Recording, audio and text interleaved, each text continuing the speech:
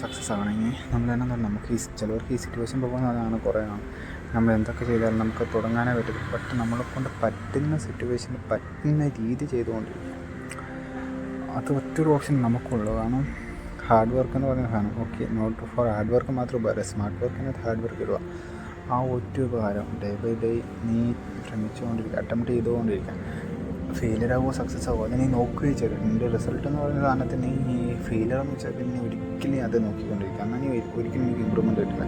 നീ day by day ചെയ്യുക, day by day ആ കാര്യം ചെയ്യുക എന്ന് പറഞ്ഞാൽ ഒറ്റ ഒരു കാര്യം നിൻ്റെ മൈൻഡിൽ കാണാൻ പറ്റും. നീ അറ്റംപ്റ്റ് ചെയ്തോ ഇല്ലയോ സക്സസ് നീ ഒറ്റയടിക്ക് നോക്കുക. അത് ഇറ്റ്സ് ടേക്ക് ടൈം. കൺഫേം ആയിട്ട് അത് നല്ലോണം സമയമെടുക്കും. എന്നാലേ അതിൻ്റെ ഒരു വാല്യൂ നമുക്ക് മനസ്സിലാകത്തുള്ളൂ. കാരണം നമ്മൾ എന്തോരം കഷ്ടപ്പെട്ടിട്ട് അത് കിട്ടിയെന്ന് പറഞ്ഞാൽ നമ്മളത് പൊന്നുപോലെ നോക്കുള്ളൂ. അത് എന്തിൻ്റെ കാര്യത്തിലാണെങ്കിലും.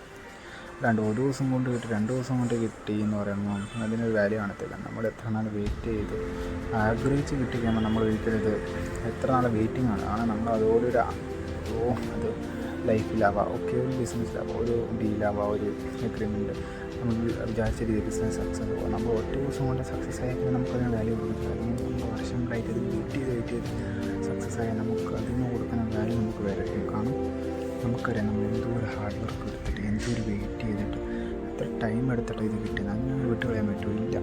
അതിൻ്റെ വാല്യൂ നമ്മൾ നോക്കണം. It means learn from the day എന്ന് ഞാൻ എല്ലാ ദിവസവും പറയാറുണ്ട്. ഓക്കെ, അത് മീൻസ് നമുക്ക് ഓരോ ദിവസം പഠിപ്പിച്ച് കാര്യം കൊണ്ട് നമ്മൾ പഠിച്ചാൽ നമ്മുടെ ലൈഫ് സക്സസ് ആണ്. കാരണം സമയം എടുക്കുമെന്ന് പറഞ്ഞ ഒരു കാര്യം മാത്രമേ ഉള്ളൂ. Learn from the day.